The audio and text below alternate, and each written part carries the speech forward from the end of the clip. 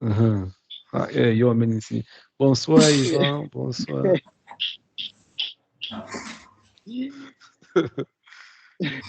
Chantal. C'est bon pour couper les Alors, non, on caméras. a déjà vu. Faut couper. Faut pas qu'on voit la chambre de quelqu'un. Chantal n'est pas avec nous ce soir. Ok, Lugresse, bonsoir. Bonsoir. Bonsoir, sois béni. D'accord. Chantal est encore en route. D'accord. On rend grâce à Dieu. On va commencer rapidement le cours d'aujourd'hui. On a dit, aujourd'hui, on va parler du salut. Qu'est-ce que le salut, n'est-ce pas? Qu'est-ce que le salut? Quelqu'un a une idée? Oui, bébé, n'écris pas sur mon... Qu'est-ce que le salut? C'est quoi le salut?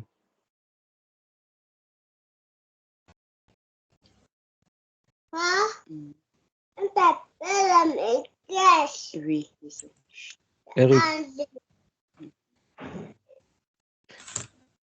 C'est quoi le salut, Eric?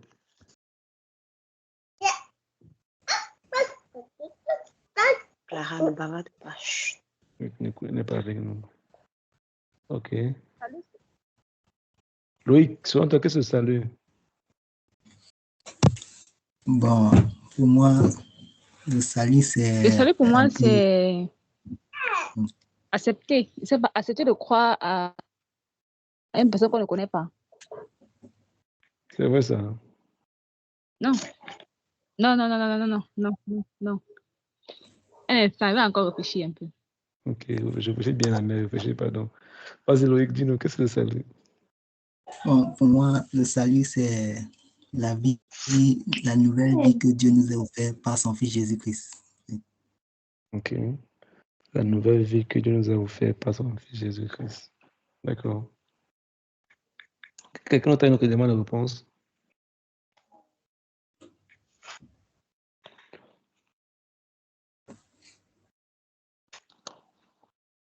Bon, tout comme la naissance physique, la naissance spirituelle est l'entrée dans une nouvelle vie, n'est-ce pas?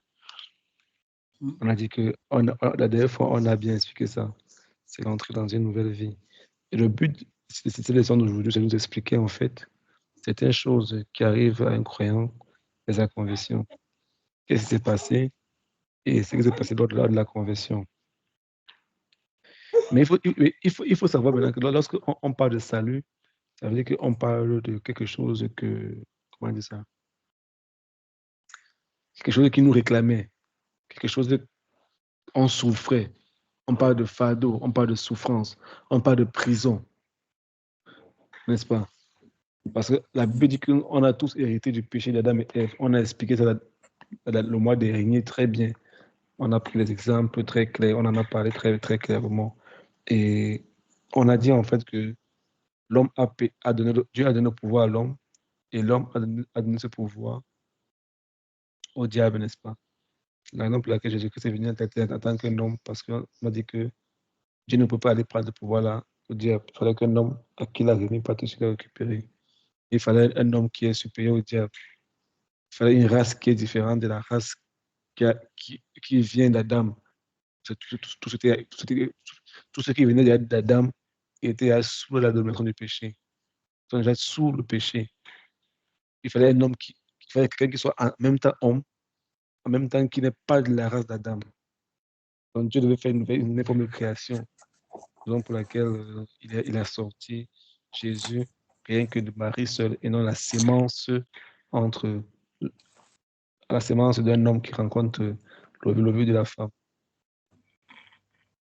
Et pendant que nous sommes ici, là, nous tous, avant qu'on ne soit enfant de Dieu, on a hérité de cela. C'est en nous. On a pris ça depuis Adam et le diable a la domination sur nous. On sait clairement qu'on n'est pas enfant de Dieu, n'est-ce pas? Tout le monde n'est pas enfant de Dieu, n'est-ce pas? On sait ça, n'est-ce pas? Oui, oui, c'est faux. On n'est pas enfant de Dieu, on est créature de Dieu. Une créature de Dieu, mais on devient enfant de Dieu en acceptant la vie de Dieu. Le Seigneur ne nous impose pas sa vie, on la reçoit. Et tu ne nais pas avec ça. Tu dois accepter ça à un point de ta vie.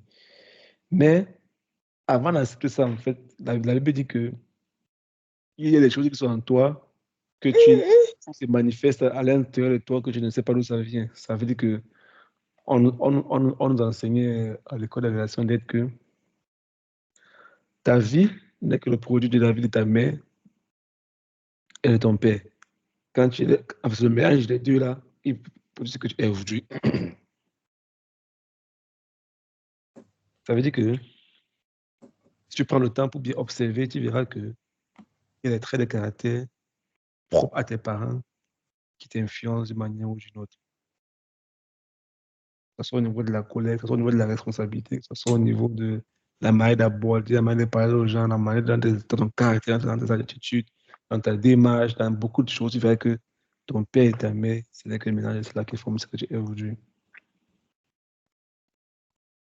Ce n'est que ce mélange-là qui forme la personne que tu es aujourd'hui.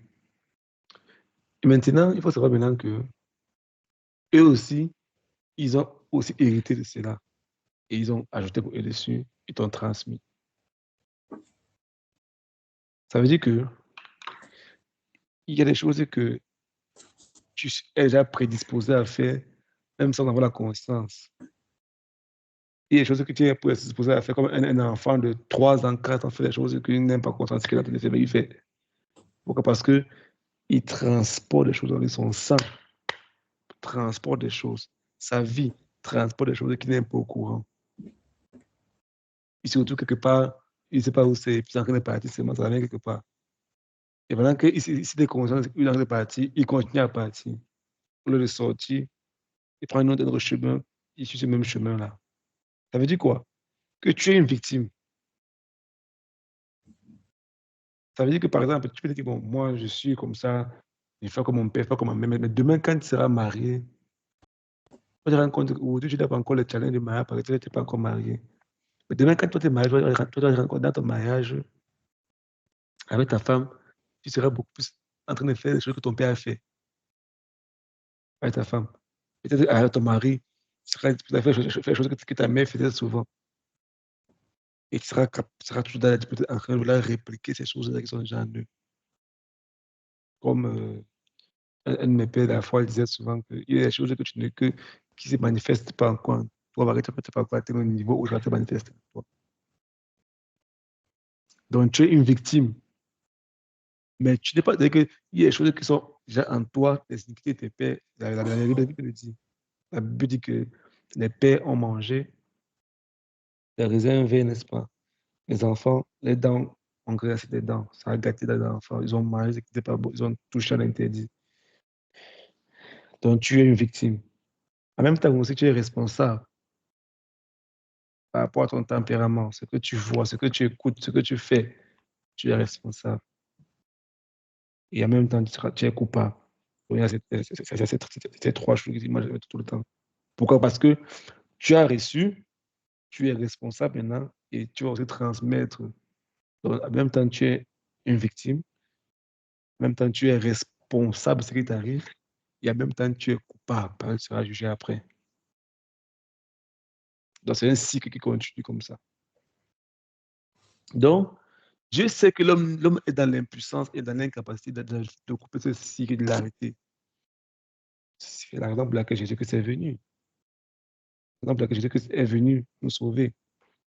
Et la Bible dit qu'il nous a sauvés par sa grâce, par sa miséricorde et sa grâce. Qu'est-ce que la miséricorde? L'ugresse. Qu'est-ce que la miséricorde?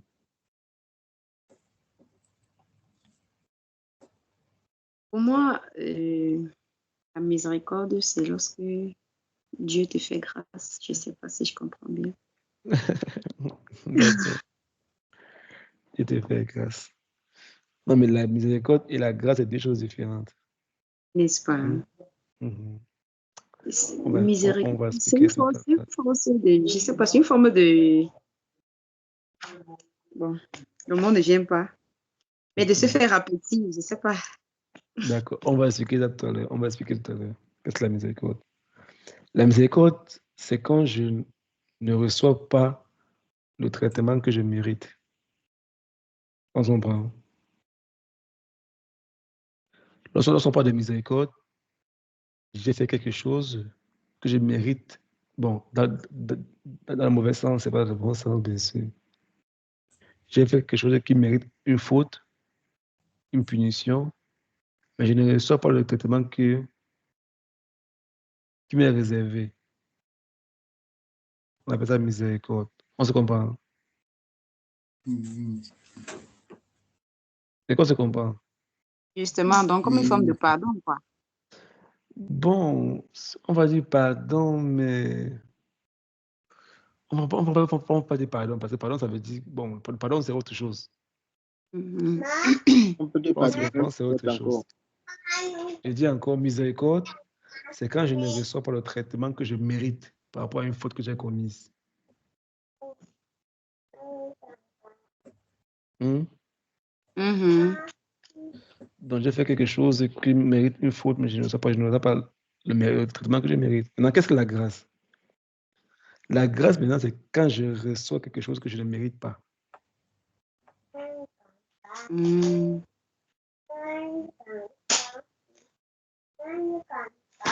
On voit la différence.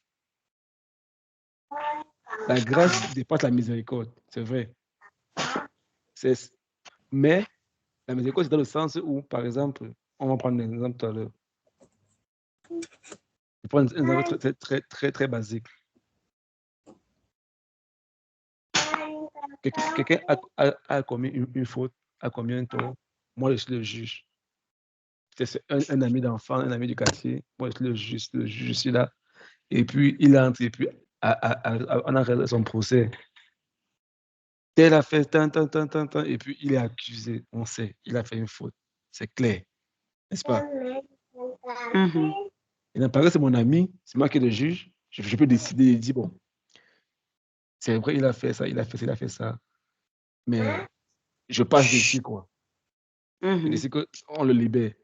Il a fait miséricorde. Donc, il n'a pas reçu le traitement qu'il mérite parce qu'il était coupable par rapport à ça. Ouais. Maintenant, parce que lui et moi, on a une relation, je lui fais grâce par rapport à ça. Bon, pas grâce, mais j'ai fait miséricorde. C'est comme ça, miséricorde. C'est quoi ma miséricorde? Que je suis le juge. D'accord. Maintenant, la grâce, maintenant, c'est que quand j'apprends que c'est mon ami, j'apprends qu'il a fait une faute. Non, c'est bon ça, je fais en sorte qu'il ne reçoit pas le traitement qu'il mérite. Mais je peux décider de le mettre en contact avec quelqu'un que je connais, peut-être le gouverneur, le ministre, quelque part, je lui trouve un travail. Mhm. Non seulement ça, il ne reçoit pas d'abord le traitement qu'il mérite, et les deux, On le il comprend ça en reçoit une plus. faveur qu'il ne mérite pas. Au départ, il est entré en tant que bandit, en tant que prisonnier, mais il sort en tant qu'un homme libre et il y a un travail. On voit différent, n'est-ce pas? Il passe par la miséricorde, puis il y a la grâce maintenant. C'est clair. Oui. Je prends un autre exemple. Je suis peut-être officier de police. Et puis, quelqu'un a commis une infraction, n'est-ce pas? Excès de vitesse, peut-être il a grillé le feu rouge, et puis peut-être qu'il a garé ou ne pas garé. J'arrive, il est là. Si tu fais une infraction en route, on ne t'attrape pas. On appelle ça comment? La chance, n'est-ce pas? Mhm. Tu es chanceux, ou Dieu, moment pas attrapé. Pap, tu as traversé le feu, tu as fui, n'est-ce pas? Tu es chanceux, ou la bonne fortune, n'est-ce pas? Hein? Ouais. Maintenant, quand tu as fait une faute, tu as grillé un feu, ou bien tu t'es garé, ou tu t'es pas garé, le policier t'arrête. Il te donne l'amende de 25 000 francs. Là, c'est la justice. Il applique la loi qui dit ça. Tu payes l'amende. On se comprend? Mhm. Donc, quand tu commets une faute, le policier t'arrête, il te donne l'amende, tu payes. C'est parce que tu as commis, toi, tu sais. dans ton âme et conscience, tu sais que tu as commis une faute, tu dois payer. Mais des fois, quand on t'a pas attrapé hier, tu es chanceux. Toi-même, tu sais que tu as chance. C'est que si on t'a attrapé, normalement, c'est que tu as payé, on doit être puni par rapport à ça. Le jour qu'il t'a attrapé, il a appelé la justice, tu dois payer l'amende. Une contravention, tu dois payer la contravention, n'est-ce pas?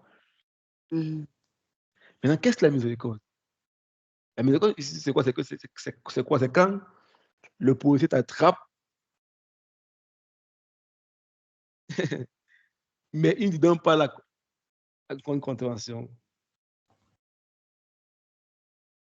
Madame, pourquoi vous avez grillé le feu? C'est contre la loi. Eh, monsieur, pardon, mon enfant m'a appelé que ma fille est gravement malade, je dois courir à la maison. Ok, partez. Parce que là, miséricorde. On se comprend? Parce que tu as violé la loi, mais lui, il prend ça sur lui. Il dit, vas-y. C'est-à-dire que si tu rencontres un autre policier devant, qu'est-ce que tu diras à l'autre policier là? Votre collègue m'a laissé passer, n'est-ce pas? Il prend ça sur lui. On se comprend? Vous comprenez ça?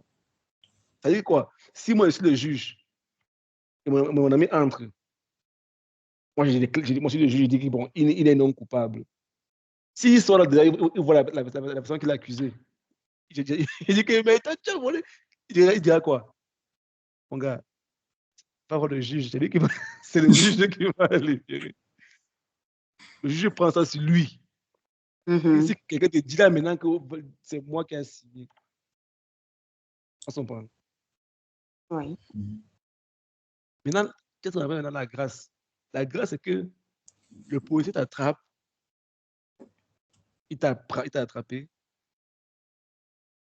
il te juge, donc on te donne la contravention, n'est-ce pas?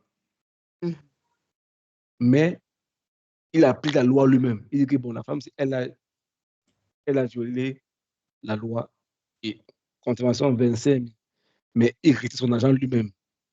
Il paye avec. Il paye à ta place. Il dit, moi, je suis le policier, je suis censé mettre la loi. Je ne peux pas moi-même la violer en voulant contenir la loi. On s'en prend? Oui. Parce que si tu ne dis vraiment pas, lui-même il a violé la loi. Parce que lui, il doit appliquer la loi, n'est-ce pas? Si tu attrapes, il doit appliquer la loi. Mais quand il te voit, il a miséricorde, il a compassion de toi. Ouais, la femme de son enfant, vraiment, elle a grillé parce qu'elle avait une urgence. Et je suis un homme bon. Je ne peux pas être celui qui a payé. Moi, je suis la personne qui la contourne. Je dis, bon, d'accord, je vais la donner une contravention, je vais payer mon argent moi-même. J'ai un policier en liste.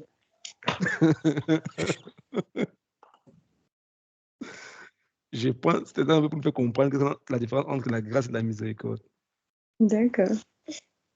On se comprend. Il applique la loi, mais il prend ça sur lui de payer pour la loi qu'il a appliquée. Donc, si on ramène ça dans la Bible pour comprendre ce que Jésus a fait maintenant,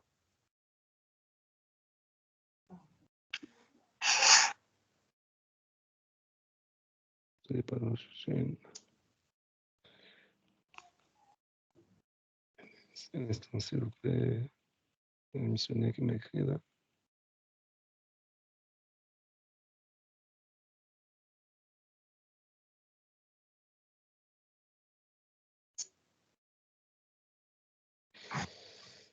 Aïe, aïe, aïe.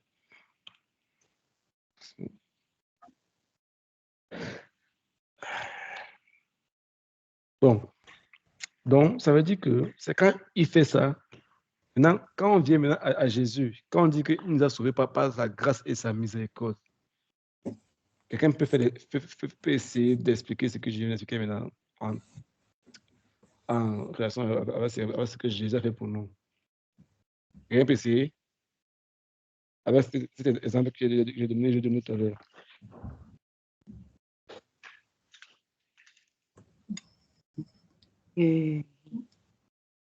La grâce, il a accepté mourir pour nous sur la croix, pour nos péchés. Mhm. La miséricorde, malgré qu'on lui a craché dessus, il ne nous a pas, il n'a pas mal pris cela, il ne nous a pas condamnés. Oui, d'accord, Lucas. Je suis d'accord avec toi. Mais il faut comprendre que s'il est mort sur la croix, il n'est pas mort sur la croix. Il n'est pas mort sur la croix parce que il voulait qu'on sente que il veut mourir sur la croix. Hein? Mhm. Parce qu'il n'y avait pas autre solution que ça. Julie, arrête. Chut. Hmm? Mhm.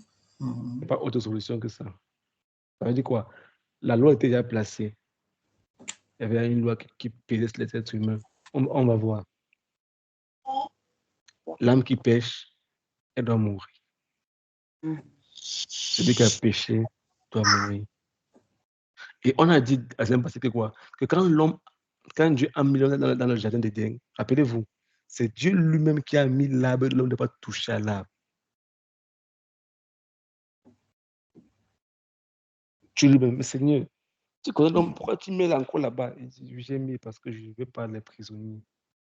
Je veux les rendre libres,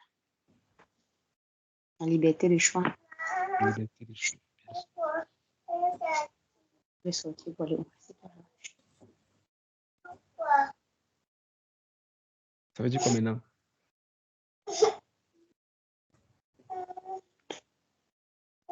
Ce que Dieu a fait pour toi, bon, on va voir tout à l'heure ce que Jésus a fait pour toi. On va comprendre tout à l'heure. Tu méritais la mort. Quand on dit mériter la mort, ça veut dire que c'est pas que tu as fait des choses, non.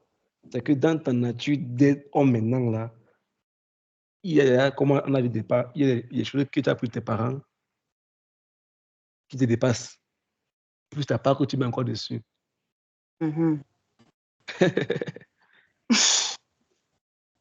Et puis, non, sincèrement, qui ici n'a pas essayé d'être bon, qui n'a pas essayé d'être une bonne personne, qui n'a pas voulu, qui ne veut pas de tout son cœur, de tout son cœur être une bonne personne. Tu te bats, tu sais à l'intérieur de toi qu'il y a quelque chose qui ne marque pas, tu veux trouver ça, tu veux vraiment de tout ton cœur.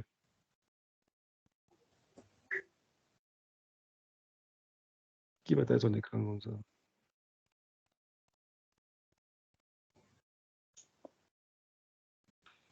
Donc, l'apôtre pour nous décrit quoi? Que le salut, c'est le travail de Dieu. L'homme n'a rien fait, c'est Dieu lui-même. Ça veut dire que l'homme a péché, la loi a rattrapé l'homme, le jugement est venu tomber sur l'homme. On s'en prend. Mhm. Mais Dieu a payé de ça lui-même.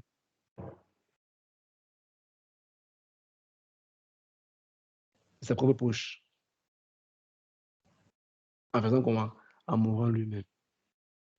Est-ce que vous connaissez le plus grand sacrifice que Jésus a fait pour nous? C'est vrai, il est mort à la croix, c'est important de dire ça.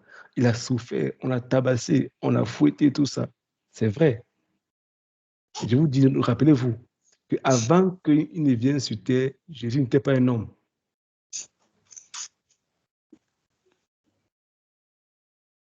Vous savez ça, n'est-ce pas? Mhm. Mhm. L'esprit. Mhm. Il n'était pas un homme, n'est-ce pas? Oui, c'est ça. Il était un esprit. Mais il a décidé de prendre l'enveloppe humaine. Et jusqu'à présent, il reste un homme parce qu'il est monté avec son corps. Vous comprenez ça? Hein? Dans, le corps, Pas bien. dans ce corps incorruptible que nous sommes. C'est la raison pour laquelle il a dit qu'il va revenir vivre avec nous sur la terre pour toujours. Parce qu'il va rester homme. Voilà ce que la Bible nous dit dans Romains 3, verset 10 à 12. Romains 3, 10 à 12.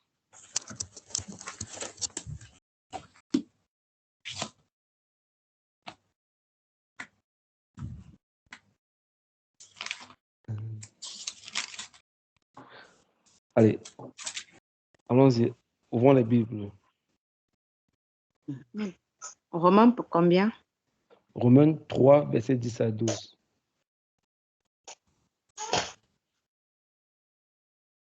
Romains 3, verset 10. À Selon, 12. oui, selon qu'il est écrit, il n'y a point de juste, pas même un seul. Nul n'est intelligent, nul ne cherche Dieu. Tous sont égarés, tous sont pervertis. Il n'en est aucun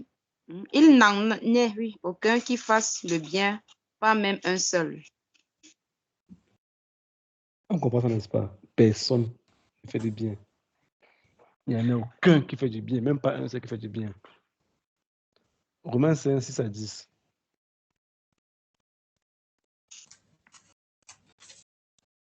Romains combien? 6. Vous dites Romains 6. Verset 6 à 10.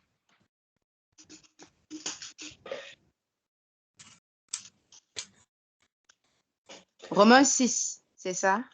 Ouais. Verset 6 à 10. Mhm. Sachant que notre vieil homme a été crucifié avec lui, afin que le corps du péché fût détruit, pour que nous ne soyons plus esclaves du péché. Verset 7. Car celui qui est mort est libre du péché. Verset 8. Or, si nous sommes morts avec Christ, nous croyons que nous vivrons aussi avec lui. Verset 9. Sachant que Christ, ressuscité des morts, ne meurt plus, la mort n'a plus de pouvoir sur lui. Verset 10. Car il est mort, et c'est pour le péché qu'il est mort. Une fois pour toutes, il est revenu à la vie, et c'est pour Dieu qu'il vit. Amen, enfin. On voit tout le travail qu'il a fait. Il n'y a pas moi sur ça. C'est lui qui a fait tout ce travail-là. C'est Dieu qui a fait ce travail-là.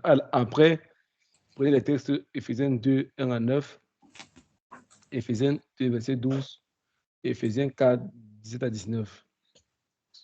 Prenez le temps pour lire ça, après pour comprendre le travail que Dieu a fait. Et ce n'est pas un travail qui relève de moi. Mon salut, je n'ai rien fait. Je n'ai rien fait. C'est le travail de Dieu. Moi, je n'ai pas pensé. L'homme n'a pas pensé à ça.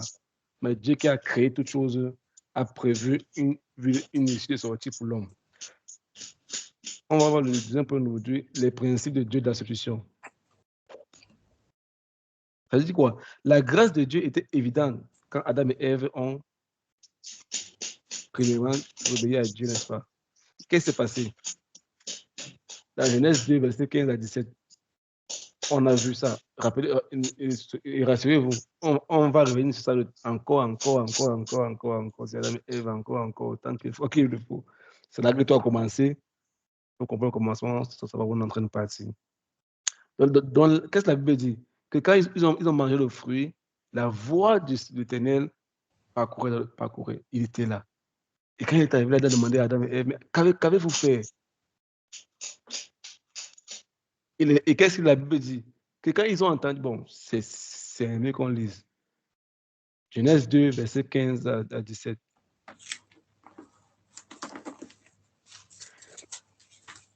Genèse 2, verset 15 à 17.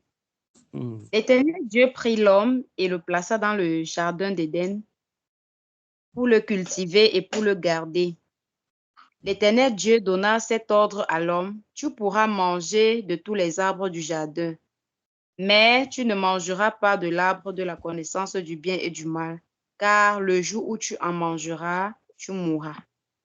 D'accord. C'est clair, n'est-ce pas?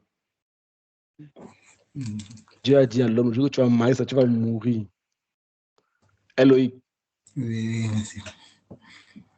Ta mère te dit que le jour où tu vas mettre ta main au feu, ça va te brûler.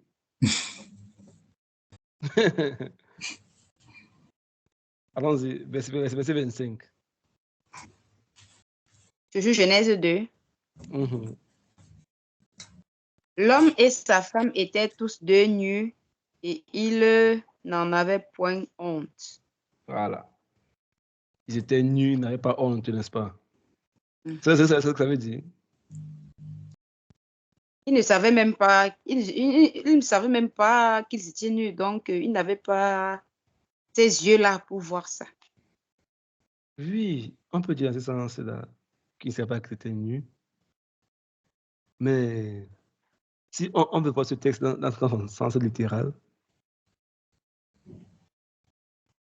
parce qu'entre eux, ils avaient la pleine pensée de Dieu. Ils voyaient les choses comme Dieu. Il n'y avait rien à cacher. On se comprend? Mhm.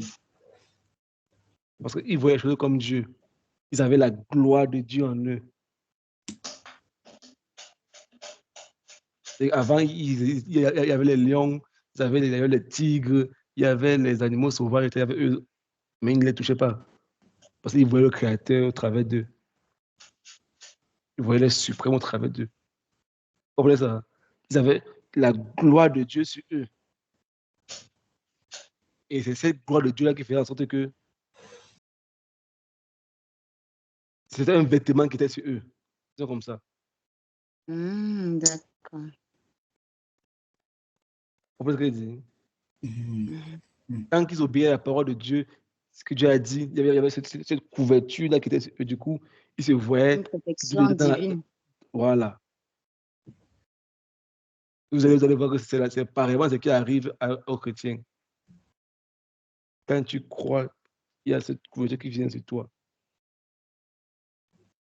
Qui est selon nous croyants. Au début, tu es rempli de joie, tu es content, tu es tout ce que tu vois, tu bénis tout le monde, tu es comme si tu t'as flotté dans l'air. Mais plus tu commences à pécher un peu, tu perds cette gloire-là.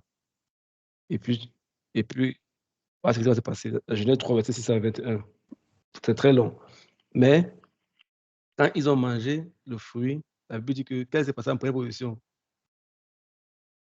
Qu'est-ce qui s'est passé d'abord? La femme a d'abord mangé, ou bien on vous saisit mal. Donc, elle a mangé, la femme a mangé Ensuite, d'abord. Il n'y a pas de problème. Mais quand elle a dit à son mari, maintenant, ça crée des problèmes. C'est là qu'ils se sont rendus compte expliquez-nous que. avec lui. Hein? Je dis que expliquez-nous bien cette partie-là, parce que jusqu'à aujourd'hui, je me suis toujours demandé que mais l'homme qui était si fidèle, comment il a pu aussi tomber aussi rapidement, je ne sais pas. Jusqu'au c'est tout pareil, non? Ça n'a pas changé. En effet, la femme... Il n'y a que la femme qui détruit. Bon, excusez-moi les sœurs, mais nous, on nous a enseigné que. Il y a quatre choses qui détruisent les hommes. L'argent, le pouvoir, l'alcool, le sexe. Quand un homme s'approche trop de ces choses-là, sans Dieu, il laisse toujours des plumes. Toujours. Même s'il sort de là, il laissera ses plumes là-bas. Donc, il aimait sa femme. Bon, certains théologiens disent aussi que Adam aimait tellement sa femme qu'il était un mari rédempteur, c'est comme certains le disent. C'est-à-dire qu'il n'a pas voulu que la punition tombe sur elle seule. Bon, c'est une théorie de la théologie. Il n'a pas voulu qu'elle prenne la punition seule. Du coup, il a voulu qu'il prenne elle parce que c'était un mari, il voulait la protéger. Non, mais ça, il avait mal Il voulait la protéger. Bon, je dis encore, ce n'est que parce que s'il ne mangeait pas ce qui est sur une partie de la terre, il devait être bien pas gâté comme aujourd'hui. Non, s'il ne mangeait pas, il ne devait pas avoir de problème parce que Dieu n'a pas parlé à la femme, Dieu a parlé à l'homme. Il a été le garant. Pourquoi on le retrouve, on le fouette un peu. Mais si c'est dit que bon, si Dieu va la punir, moi, je vais encore rester là seul. Quand elle a vu, elle était contente que ça se lâchait des machins. Enfin, quelqu'un comme moi. Elle n'a pas les plumes, elle n'a pas la queue, elle n'a pas les cornes. Non, elle est comme moi. Hein? Il était content lorsqu'il a vu. Peut-être aussi qu'il avait peur de la perte et de retrouver encore seul. Mais il devait avoir confiance à son Dieu. Dieu devait lui en donner une autre. Justement, c'est là, voilà, tu as compris, ma soeur. Tu as compris? Donc, demain, quand tu passes à la tentation, là, fais confiance à ton Dieu. Tu dis que je ne suis pas Adam. Justement. Non, non, non. J'attends Dieu. Puisque chaque jour, on est des Adam chaque jour. Dieu nous a parlé. On sait ce qu'il nous a dit. Mais face aux adversités, on prend tout l'autre côté. Mais on se retrouve toujours mal. On se retrouve toujours mal. On se retrouve toujours mal. Chaque jour, on est comme Adam. Il aurait dû attendre Dieu, Seigneur. Seigneur, pardon, aie pitié d'elle. Mais il a voulu la protéger. Il a voulu la... N'est-ce pas? Il était capable de plaider pour elle à ne pas manger parce qu'il savait qu'il est fidèle à son Dieu et de quoi son Dieu était capable. Justement. Bon, certains théologiens disent aussi que Adam n'a pas connu l'amour de Dieu que nous on connaît aujourd'hui. Il a connu la puissance de Dieu, il a connu la grandeur de Dieu, mais il n'a pas connu Dieu dans son amour. Du coup, toi, aujourd'hui, tu sais que Dieu est amour, mais eux ne savaient pas ça avant. La Bible nous dit même que même les anges ont voulu plonger leur regard pour voir le mystère de l'amour de Dieu qui est Christ. Même les anges ne connaissent pas l'amour de Dieu. Parce que quand Dieu a péché, Dieu dit, on nous a précipité la terre tous. Tous, les démons, avec les enfants déchus, tous. Il y a pas, tu les as retranchés directement. Donc même les anges ne connaissent pas l'amour de Dieu. Donc, quelque part aussi, Adam n'a pas connu ce qu'on appelle l'amour de Dieu. En fait. Il a connu la présence, la puissance, la gloire, mais Dieu dans son amour n'a pas connu ça. Dieu comme un père n'a pas connu ça. C'est ça que quand Jésus est venu, Jésus a dit quand vous priez, dites notre Père. Jésus est venu montrer l'amour que Dieu a pour nous. On voit un peu ça. Pourtant, avant, quand Dieu a parlé à Moïse, Dieu a dit à Moïse, quand vous priez, invoquez-moi avec moi éternel. Invoquez-moi comme Dieu de Jacob, Isaac et Abraham. Mais quand Jésus vient, je dis que nous ne prions pas comme ça. Priez pour ce Père qui est dans le ciel. Une relation amoureuse, amour. On comprend un peu. Par la grâce de Dieu, peut-être on va y arriver plus tard, peut-être, par la grâce de Dieu.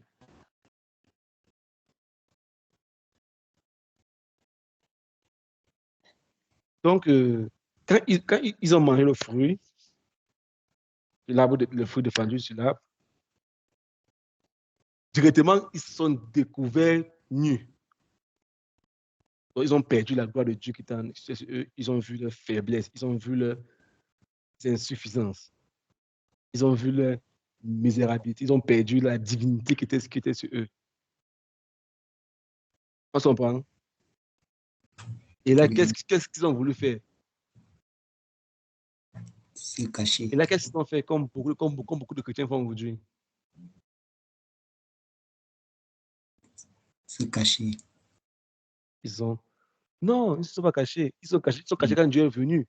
Mais quand ils étaient nus, ils ont fait les feuilles. Avec les feuilles, ils sont habillés. On se comprend? C'est un. Ils ont voulu se rendre juste eux-mêmes. C'est un. Ils ont voulu fabriquer cette gloire-là. Fabriquer un artificiel de vêtements qui les recouvraient là. Parce qu'ils savaient qu'ils ont perdu ça. Pour beaucoup de chrétiens, quand tu as perdu la gloire de Dieu, tu as perdu la présence de Dieu.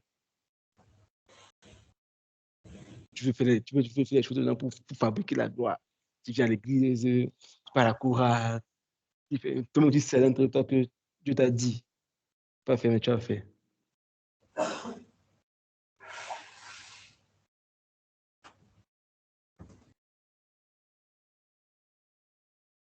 Ne pas faire, mais tu as fait.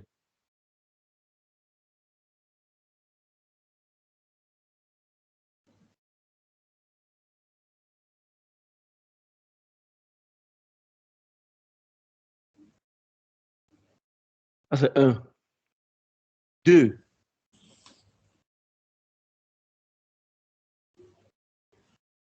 Qu'est-ce qu'ils ont fait? Qu'est-ce qu'ils ont fait dans ces oppositions? Quand ils ont entendu la gloire de Dieu, ils se sont cachés. Seigneur, j'ai entendu ta voix. Mais pourquoi je te cache? Non, je sais que je suis nul. Mais qui t'a dit que tu es nul? Tu as perdu la gloire de Dieu. Et là, quand ils ont voulu se couver l'habit, la Bible dit qu'en ce moment, Dieu a sacrifié un animal. C'est le premier sacrifice, premier mort, premier sang qui a coulé. Dieu lui-même qui a fait ça lui-même. Il a donné la peau d'un animal qui sont un petit tambourin. Et c'est par cela que Dieu avait encore le contact avec les êtres humains.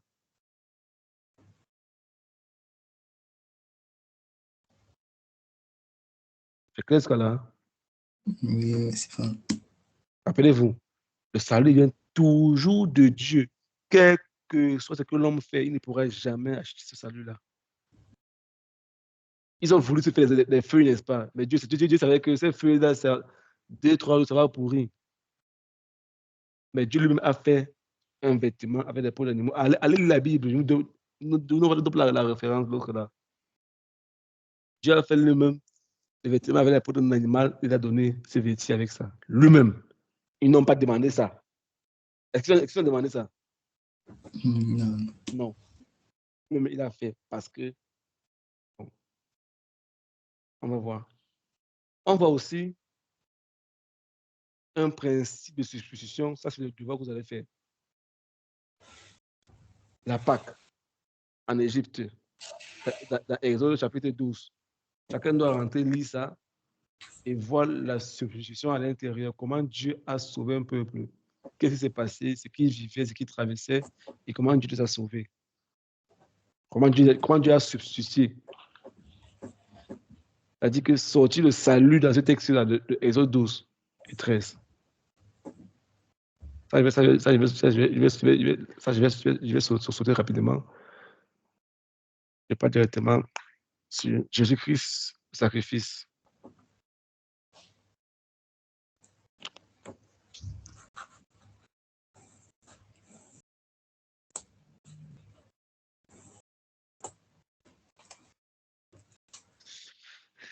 La Bible dit que Jésus-Christ est le sacrifice parfait, le substitut parfait de Dieu. Est-ce que Chantal est avec nous? Et puis elle ne parle pas depuis ça, je ne suis pas tranquille. Chantal, c'est comment? Tu es là, Chantal? Ah, ok, super. Il y a Charles qui nous a rejoint aussi. Bienvenue, Charles. La Bible nous dit dans Isaïe 53, 4 à 6 que quoi? Loïc, peut lire pour nous, vu que Lucas est parti. Isaïe 53, 4 à 6. Okay. Isaïe 53, verset 4 à 6, il est écrit: Pourtant, ce sont nos maladies qu'il supportait, c'est de notre souffrance qu'il s'était chargé. Et nous pensions, c'est Dieu qui le punit de cette façon, c'est Dieu qui le frappe de la baisse. Mais il était blessé à cause de nos fautes, il était écrasé à cause de nos péchés. La punition qui nous donne la paix est tombée sur lui, et c'est par ses blessures que nous sommes guéris. Nous étions tous comme des moutons perdus, chacun suivait son propre chemin, et le Seigneur a fait retomber sur lui nos fautes à nous tous. Amen. C'est clair, n'est-ce pas? Est-ce que nous, on a demandé quoi? Rien. Mais on a péché tous. C'est ce qu'on a vu tout à l'heure dans Romains. On a tous péché. On a tous été trouvés injustes. On a tous été trouvés punis. Mais Dieu a pris tout cela. Parce qu'il faut la justice. On parle? Parce que si Dieu dit c'est vrai que bon, ils sont sauvés. Non, Dieu il a la loi. Rappelez-vous avec le policier. Parce que si c'est que Dieu dit que bon, ils sont pardonnés, c'est que Dieu a failli à sa parole, c'est qu'il n'est pas Dieu. On se comprend? Et là, pourquoi dire, mais Dieu, mais pourquoi tu vas pardonner aussi à Satan? Hein? Mais bien sûr, Satan a désobéi, n'est-ce pas? Oui. Non. Mais c'est par amour. Dieu Dieu nous a mis sur la terre, pas au ciel. Il nous a retraité d'abord de l'éternité. Il nous a mis d'abord où? Dans l'espace-temps. Rappelez-vous, la dernière fois, il a dit que quand tu quittes déjà l'espace ici, là, tu entres dans ce qu'on appelle l'infini. Il n'y a pas de jour, il n'y a pas de nuit. C'est là qu'il y a les jours, la nuit, ça finit, ça revient, ça revient. Mais quand tu quittes ici, il n'y a plus ça. Et tout ce que tu es là-bas, ça reste constant. Toujours et toujours. On s'en prend. Donc, il a trouvé un moyen de rendre justice, de payer le prix. Parce que quand il a payé le prix, on ne comprend pas pourquoi. C'est quel prix? Si Dieu est tout puissant, mais pourquoi il faut payer encore un prix? Parce que Dieu a dit et il a mis sa parole au-dessus de lui-même. Rappelez-vous, la raison pour laquelle Dieu ne peut pas intervenir à Éden, n'est-ce pas? Il fallait que quelqu'un vienne payer le prix comme le policier qui a payé l'amende pour la dame. De ses propres poches. Parce que si le policier lui-même viole la loi, il est aussi hors la loi. Il est appelé à mettre la loi. S'il la viole, il est hors la loi lui-même. Parce que si son chef apprend qu'il a fait ça, on peut le punir. Il doit appliquer la loi, il doit l'appliquer à tout le monde. On se comprend? Oui. C'est la raison pour laquelle lui-même, il paye ses propres poches. Donc Dieu lui-même a payé pour nos offrandes, ses propres poches à lui. Il fallait que tout ce soit à lui. Donc il a mis sa miséricorde et il nous a accordé la grâce. C'est pas sa miséricorde qui nous a accordé la grâce. Donc ça veut dire quoi? Que j'ai été sauvé par amour et non parce que je le mérite.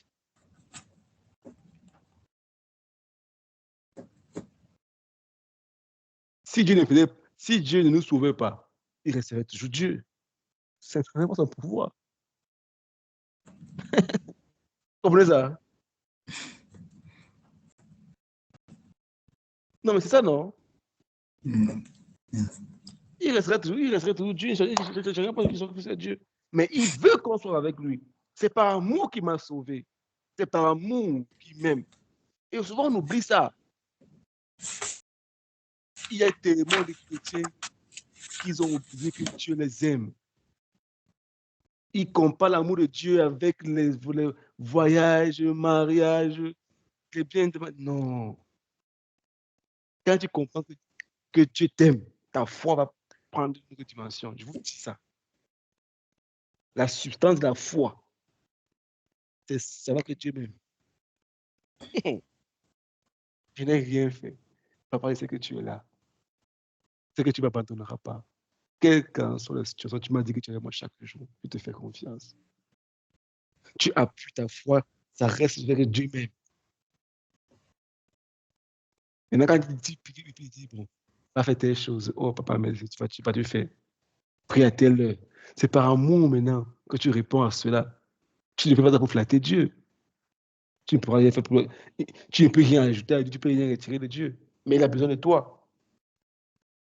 Pour faire connaître son amour à d'autres personnes autour de toi. C'est ce que son cœur désire, c'est ce qu'il veut. Il veut qu'on fait connaître son amour, qu'on puisse connaître l'amour qu'il a pour chaque être humain. On se comprend? Oui. Donc le salut, c'est le travail de Dieu et non le mien. Je suis accepté par amour. Je suis accepté par amour et non par mes mérites, ni mes actions. C'est juste par sa grâce. Et quand tu comprends cela, tu vas passer ton temps dans la gratitude. Merci de m'avoir sauvé.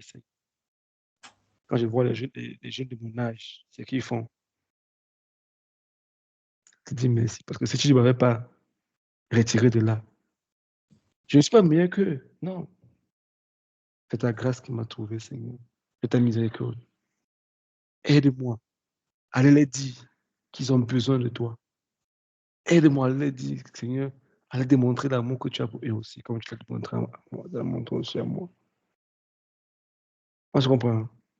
Donc, quand j'ai cette compréhension correcte, ça va me fortifier chaque fois que l'ennemi tentera de me condamner et de me tromper, pour me consacrer sur mes propres indignités et mon manque de piété qui peut m'amener à mettre en question ou à douter de la validité de mon salut et de l'amour de Dieu. Comprenez ça très bien. Je répète encore. Bienvenue à l'Ukraine. Tu nous avais joint.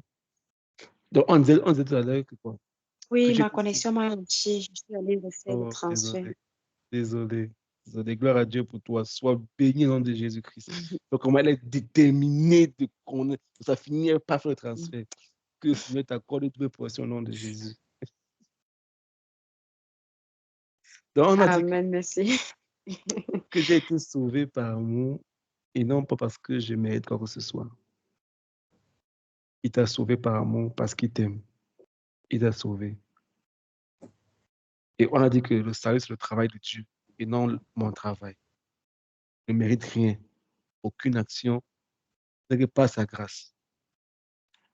Et quand je comprends cela, je passe dans la gratitude. Et on a dit tout à l'heure que beaucoup de chrétiens sont consacrés à voir les choses que on veut comparer l'amour de Dieu en faisant ce qu'on reçoit pour Dieu et non le cadeau que Dieu est, qui nous a donné. Maintenant, quand le diable veut te toucher ta foi chrétienne, il va te pousser d'abord dans la culpabilité. Tu vas te consacrer sur toi-même. Ah, c'est ce que tu as fait. Dieu, pourquoi tu as accepté comme ça? Le de la vie. On va tomber, laisse tomber. Voilà, tu pries. Laisse la prière, c'est pas pour les gens comme toi. Les tels. Il veut prier, toi tu ne peux pas prier. Si toi tu sais que tu ne peux pas prier. Parce qu'on parle. Mais là, c'est ce qu'il te dit maintenant. Hein. Mais avant, il veut dépêcher le péché. Il dit, mon gars, c'est rien. C'est pas une fois. Qui va savoir, tu es seul. C'est. Laisse tomber. Tu vas comprendre, tu es compatissant. Tu finis, tu pries, va te pardonner. Non? Sans Jésus couler, va te pardonner.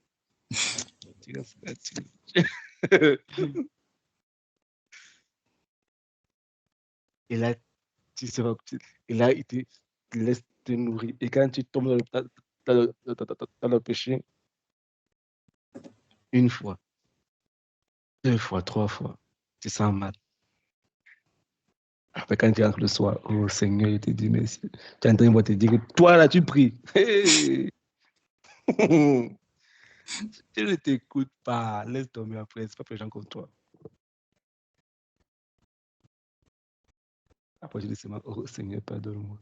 Seigneur, pardonne-moi. Au nom de Jésus-Christ. Amen. Pas seulement te coucher, je dors. Vaincu. Vaincu.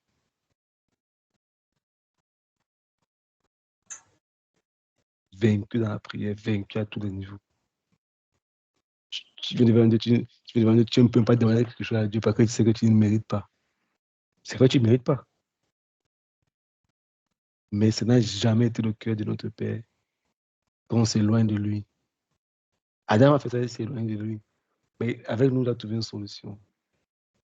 Viens au nom de Jésus. Papa, je sais que je ne suis pas digne de venir devant toi. Je sais que tu m'aimes. Tu ne m'as pas créé pour rester dans ça. Tu m'as créé bon. Je sais que tu as fait des bonnes choses dans ma vie. Seigneur, il y a tes situations. Je ne mérite pas, je sais.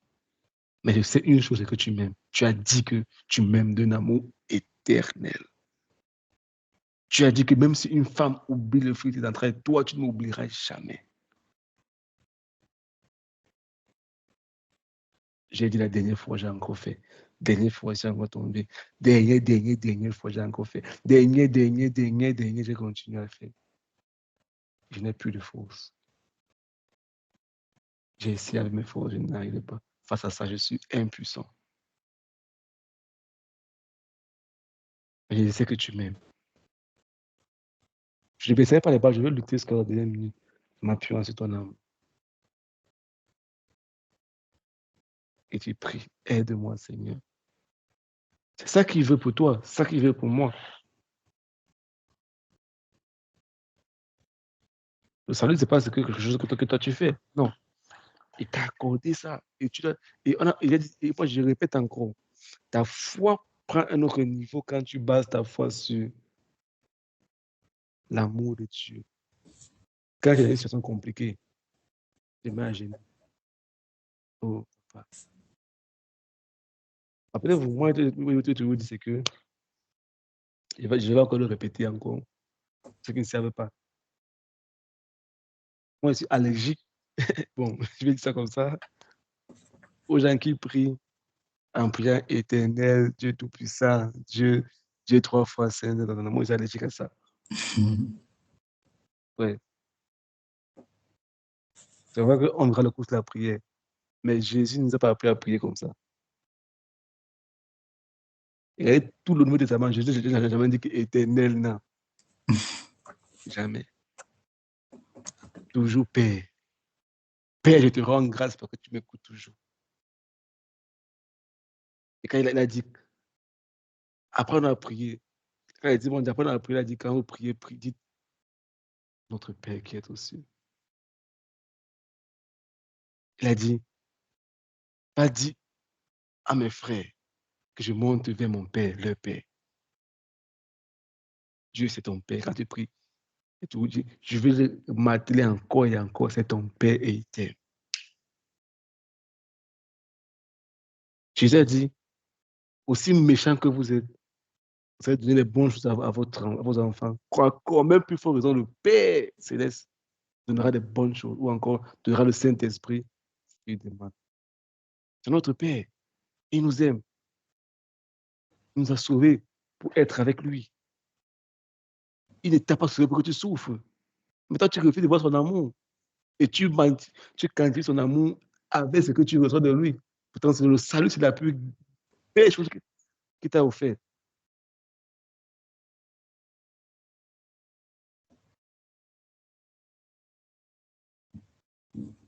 Et je peux te garantir que si tu veux fuir le péché, aime Dieu, aime Jésus et réponds à l'amour. Laisse-toi seulement te remporter par son amour. Tu ne pourras pas y arriver si tu veux faire tes propres moyens et te rassures. Pendant que tu es là, ton cœur bat, l'impudicité, je t'adore, je te célébrerai de tout mon cœur. Je t'adorerai de tout mon cœur. Même si je ne suis pas digne, me voici devant toi, je reviens comme le Fils prodigue. Je suis là. Je suis là, papa. Je suis là. Pendant que le diable veut te tromper, te mentir. Non, tu n'es pas digne d'aller prier. Tu ne mérites pas la prière. Je sais, je ne mérite pas. Je sais. Mais c'est mon Père. Je sais qu'il m'aime. Il ne me rejettera pas. C'est mon Père. C'est mon Père. Je vais envoyer les textes dans le texte à Lionel plus tard. De travailler les textes là. Au niveau du salut. Tu n'as rien fait. Et ne base pas ton salut sur ce que toi tu fais. Oh, j'ai fait ci, j'ai fait ça. Non, non. Appuie-toi seulement sur son amour. Fais de confiance. Aime. Elle a conscience du fait qu'il t'aime. Et rappelez-vous, Dieu donnera toujours le meilleur. N'oublie jamais ça. Il te donnera toujours le meilleur. Quand je prie, j'ai toujours la conscience qu'il me donnera toujours le meilleur. Le meilleur, ça veut dire quoi? Ma situation que je suis aujourd'hui, ce dont j'ai besoin, il me donnera toujours le meilleur. Peut-être que je demande une voiture, une maison, mais ma situation d'aujourd'hui ne suis pas que capable. Je crois qu'il me donnera toujours le meilleur. Parce qu'il m'aime. Un père donne tout le meilleur à son enfant. Donc, quelle est la différence alors maintenant entre la religion et la vie chrétienne? Je veux que soit Lucrèce ou soit Chantal répondent. La différence entre la religion et la vie chrétienne. Pour moi, la religion, c'est l'ensemble des doctrines. C'est-à-dire, ce sont les normes fondées sur les dogmes. Et la vie chrétienne, c'est-à-dire, c'est mettre réellement en pratique les préceptes de Dieu préétablis dans la Bible. C'est-à-dire que dans le comportement, dans les pensées, savoir-faire, c'est vrai. Justement. En fait, justement, c'est pour ça que j'ai posé la question à Lucrèce. Chantal, tu peux parler? Peut-être tu es toujours en route. Apparemment, tu es encore en route. Vas-y, Loïc, dis-nous un peu. Chantal, qu'est-ce que la différence entre la religion et la vie chrétienne? Bon, moi, je vois un peu la religion comme quelqu'un qui vit sous le pouvoir de la loi toujours, qui est toujours sous la loi et qui... et je vois aussi la vie chrétienne comme une personne qui est un disciple de Christ, quelqu'un qui marche à la suite de Christ, qui agit comme lui. Justement, c'est vrai. Bon, ça, c'est les termes vagues qu'on utilise souvent. On utilise les termes chrétiens, évangéliques qu'on utilise souvent, mais on ne comprend pas la profondeur de ces textes-là, en fait. Ça veut dire quoi? J'ai commencé au début en disant que, en prenant l'exemple de Adam et Ève, n'est-ce pas? Quand ils ont mangé le fruit, ils ont pris le feuille, n'est-ce pas? Pour se protéger, non? Oui. C'est-à-dire qu'ils ont désobéi à Dieu, mais ils voulaient trouver une manière à ce que Dieu les accepte toujours. À être bon devant Dieu, avec leurs propres ressources à eux. On se comprend. Avec leur réflexion à eux, ils voulaient faire une manière de plaire à Dieu. C'est ça la religion. C'est les manières de l'homme à atteindre Dieu. Comment l'homme se bat, il s'efforce pour atteindre Dieu. Non, je dois faire comme ça, je dois faire ça, je dois faire ça, je dois faire comme ça, je dois faire comme ça. Ils ont voulu trouver moi, alors qu'ils savent qu'ils ont désobéi à Dieu. Ils savent qu'ils ont perdu la gloire de Dieu. La vie chrétienne, tout simplement, c'est le contraire. C'est ce que Dieu a fait. Dieu a trouvé une solution pour eux.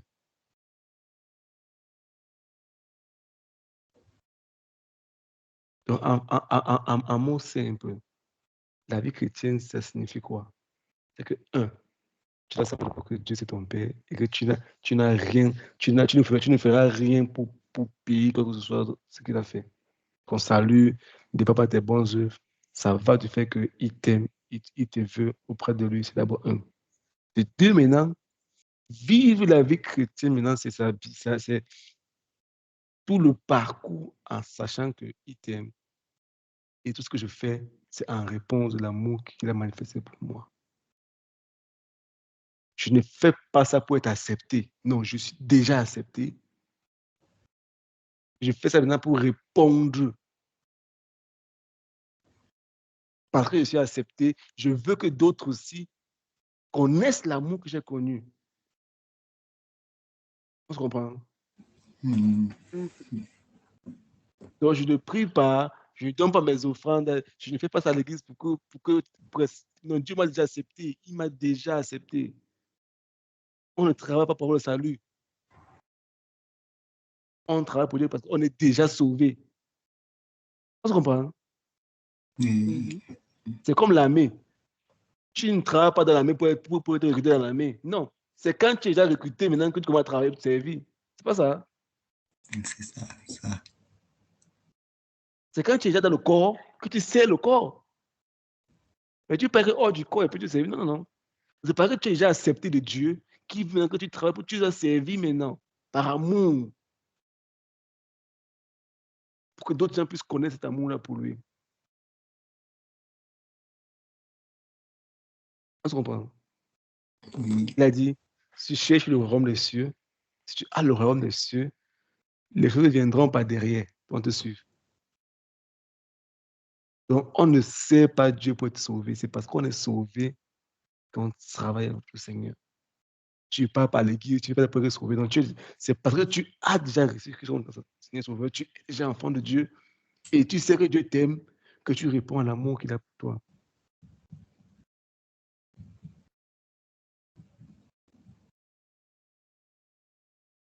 On s'en prend.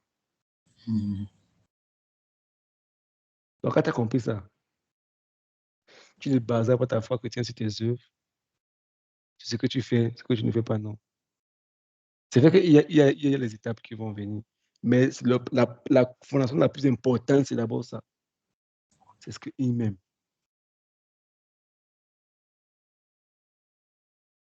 Si j'étais la seule personne qui vivait sur la terre, Jésus allait te mourir pour moi. C'est qu'en l'extrême.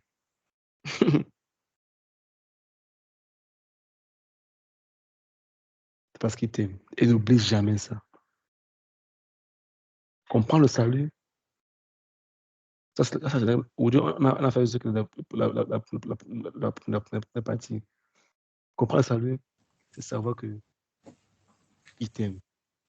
Et même quelque chose que tu fais comme erreur, n'oublie jamais qu'il t'aime. J'aime souvent dire à mes frères et sœurs que quand tu as fait quelque chose, tu as fait un péché, tu as fait quelque chose, ne fuis pas Dieu. Adam et Ève ont voulu fuir Dieu. Dieu est venu les voir. Tu as commis une faute, tu peux être en sécurité où? Ce n'est que devant ton Père.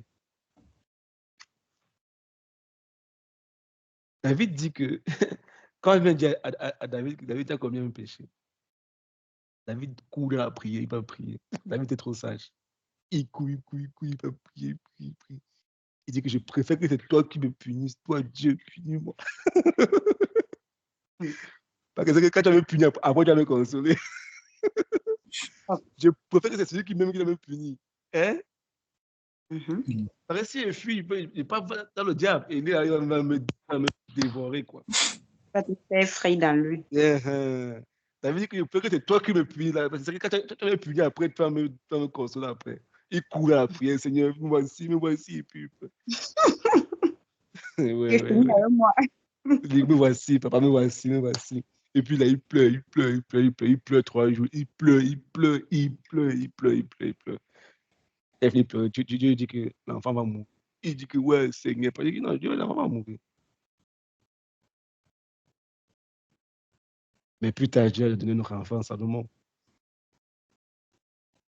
C'est pour dire en fait que tu as commis une faute, ne fuis pas Dieu. Cours dans sa présence. Humilie-toi. Quelqu'un qui est à terre, on ne le fera plus, n'est-ce pas? Quelqu'un qui est à terre, on le relève seulement, non? Non, on ne fait pas ça. Quelqu'un qui a commis une faute, il vient, il pleure, il te couche, il dit pardon. Qu'est-ce que tu vas encore le frapper? Tu vas pas le frapper. Pas pu le frapper. Donc, cours à la maison. Cours rentrer chez ton papa, demande pardon. Le gars va l'ennemi te mentir, il va te recevoir.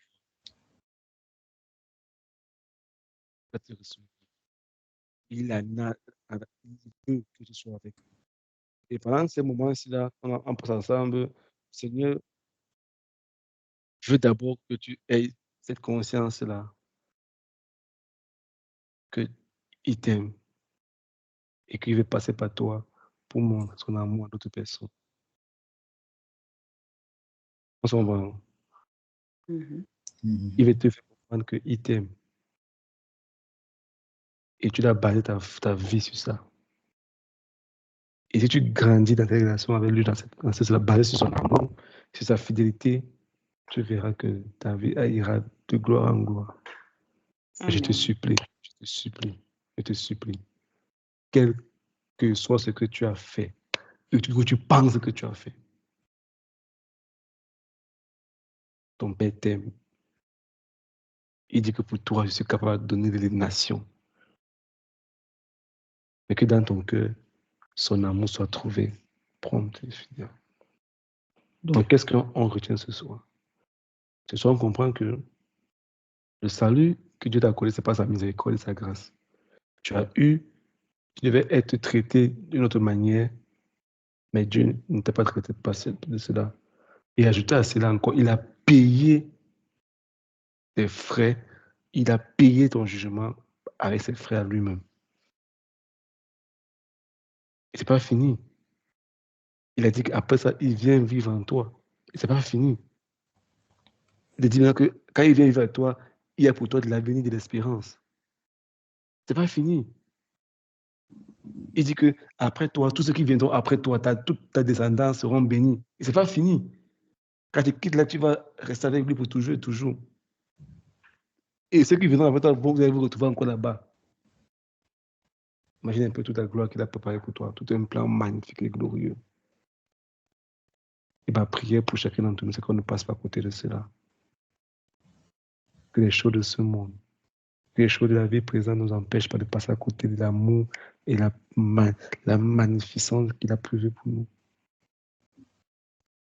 Quand je pense à ça, je dis, Seigneur, protège-moi de moi-même, afin que je ne passe pas à côté de ce que tu as prévu pour moi. Que mon égoïsme, que mon égocentrisme, Seigneur, protège-moi de moi-même. Mon désir le plus profond, notre désir le plus profond, ô Père, c'est que ta volonté soit faite. Amen. Que dans ma vie, Seigneur, que ta volonté soit faite. Quel que soit le carrefour dans lequel je me trouve, quelles que soient les erreurs que j'ai commises, quelles que soient les fautes que j'ai commises, Seigneur, ce soir, je viens devant toi en sachant sincèrement. C'est vrai en les regrettant, mais je sais de tout mon cœur, Seigneur, que tu m'aimes. Je vais apprendre à t'aimer. Apprends-moi à t'aimer. Apprends-moi à répondre à l'amour. C'est vrai, comment répondre à l'amour? Comment répondre à l'éternel? Alors qu'on est rempli de péché. Comment répondre au Dieu Tout-Puissant? Alors qu'on se sent un être si faible et si impuissant. Comment répondre à l'amour? Mais je veux, Seigneur, un jour répondre à cet amour, à la dimension de l'amour que tu as manifesté pour moi. Oui, Seigneur. C'est vrai, la Bible dit que nous savons que tu nous aimes. On peut dire que nous t'aimons parce que tu nous as aimés le premier. C'est vrai. On dit que je t'aime parce que c'est toi qui nous as aimés. Si tu ne veux pas montrer l'amour, on ne sait pas savoir qu'est-ce qu'est l'amour. Et c'est interdépendant. Seigneur, quand je comprends ça, c'est que mon amour a tout son sens. Quand je puise même dans l'amour que tu as manifesté pour moi, je ne peux pas dire que je t'aime. C'est quand je vois l'amour que tu as fait pour moi, je dis non, Seigneur, je vais t'aimer. Mon amour a toute sa valeur. Quand je prends dans l'amour que tu as manifesté pour moi, Seigneur. Accorde-nous la grâce, mon Père, de t'aimer. De t'aimer, Seigneur. Là dehors, le monde est en train de détruire. Les champs, les hommes, on n'arrive plus à s'entendre, on n'arrive plus à se comprendre. On peut s'asseoir à une table, on mange, demain on empoisonne l'autre. On peut se coucher dans un même lit, demain on fait du mal à l'autre. Parce que ton amour, Seigneur, a disparu dans le cœur. Ton amour, c'est le pardon. Ton amour, c'est la patience. Ton amour, c'est la joie. Ton amour, c'est la tolérance. Ton amour, Seigneur, c'est la bénignité. Ton amour, c'est pardonner. C'est d'excuser. C'est d'encourager. Ton amour, c'est tendre la main. C'est donner. C'est réconforter.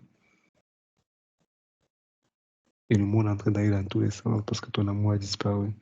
Fais de nous, Seigneur, des hommes qui vont transporter ton amour. Je prie ce soir pour mon frère, pour ma soeur. Mets ton amour dans nos cœurs. Que nous soyons des gens, Seigneur, qui vont donner ton amour. Un amour qu'on donne, Seigneur, attendre avec tout. Juste t'aimer. T'aimer de tout notre cœur. T'aimer encore et pour toujours. Accorde-nous la grâce, Seigneur, de t'aimer toi seul.